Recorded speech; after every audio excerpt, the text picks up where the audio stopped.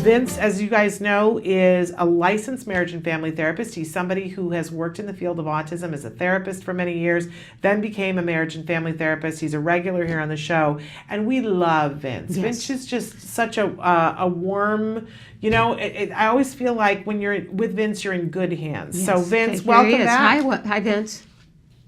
Hello. Hello. Good to have you here today. And, it's been a crazy week around the world with a lot of different events that happened, hurricanes, we've had floods, we've had fires, there have been earthquakes, and even more than that, really. And one of the things that we were hoping to talk with you today is how do we start to have conversations with our kids before these things happen to prepare them without scaring them? It's difficult. I mean, I think it's scary for everybody, right? I mean, I think natural disasters are something that's, especially, in different parts of the nation, it's an anxiety that we all have.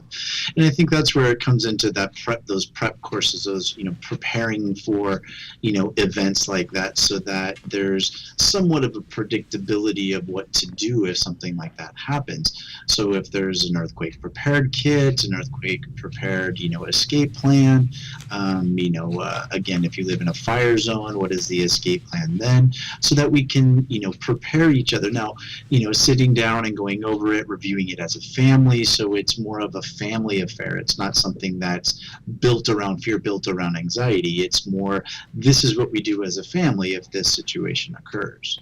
Now, I remember once a long time ago, I don't think it was on the air, you and I were having a conversation talking about this when Jem was little, about what to do. And I remember one of the things, because I said I'm afraid of scaring him, one of the things that you clued me into then was making it like a fun game. Here's what we do if an earthquake is coming, and we try to find something to cover our head. Now let's play the game. Who can find a place, and doing it in different rooms.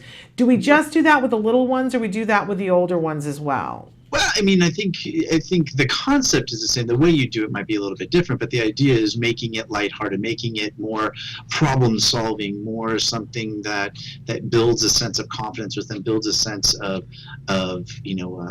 understanding with them, so that they're able to, if ever needing, and God willing never, have to put that into effect, that they would know what to do. Remember when we played the game about earthquakes? Okay, now we need to really do it. Let's find somewhere to hide, or let's find somewhere we can get under, or let's wait till it stops. Now we go outside, and all of that then becomes familiar again into what they do. So with the younger ones, like you were saying, I think playing games like that is actually really good, because it puts it in a sense where they're engaged, they're learning, they're having fun.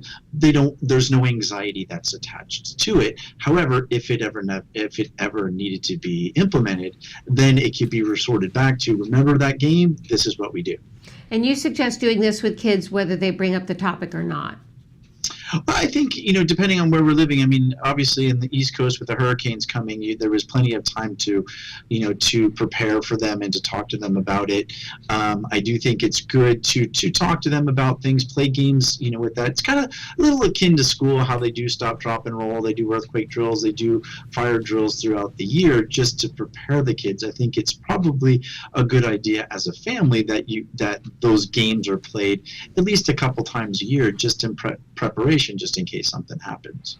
And since you brought that up, because I think one of my biggest fears is that something happens when my child's at school. Right. But there is a great in IBT, in the Institute for Behavioral trainings, under the teachers, there is one that is specifically designed to help a teacher deal with if they have a special needs student in the classroom, preparing them and getting through a drill safety. And what a great gift. I think it's $10. Right. What a great gift to give a teacher. It's a video that they watch that will give them tips and ideas of what to do. And we have teacher appreciation coming up. And I always say, give them an IBT gift certificate. What better thing could you do? Yeah. You're helping them and helping your kid. Yeah, I think that's a fantastic idea because I really don't think, that there's much difference in the emergency protocols than they have from typical classrooms to your special day classrooms, where we all know that's completely different, and you would need a completely different set of protocols and understandings, practice, and so forth for our kids in those classes than you would your typical school kids. And I remember from watching it, there's a whole part of it that talks about dealing with the sensory issues during the thing, like the alarms are going to be going off. Some of the alarms have that flashing light in schools that freak me out. Well, my son had a very bad experience with a fire truck when he was 2. Oh, being that's taken onto so a fire truck when Oh, he and he was, didn't like it? No.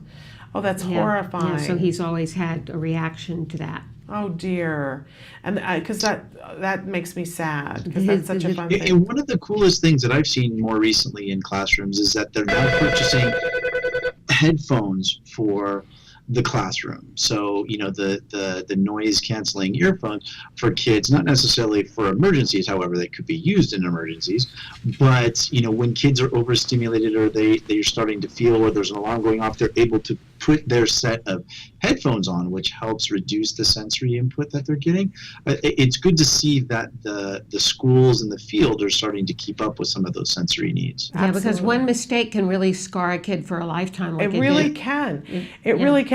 But I also, I'm a big fan of the whole idea of rehearsing everything. And so I think that there's something to be gained by doing this with all of our kids, even if there isn't a hurricane imminent Or a fire or a or an fire. earthquake. That I actually think that's the best time to do it because there is something to be said. It's why we do it as adults and why we do the fire drills, because in the moment when the thing is happening, you don't quite know what to do, but Right. your body retains some memory of what it's. And And it's they also always- good to have supplies on hand and to talk about why we need certain supplies. That's true Or in too. a- Make them a part of it. Yeah. What were you saying, Vince?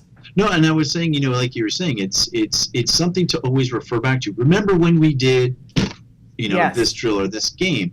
It's the same in school. It's the same for adults. Like you were saying, then automatically you just, your muscle memory, you just follow what you've already done 100 times. And you know what else? Not only that, but you were okay that time too. And that's something that a kid will, over a period of time, remember, and that you can remind them. Remember, we've done this Right, before. right. We've practiced this before, and you were okay then, and you're going Yeah. to be okay now. Yeah.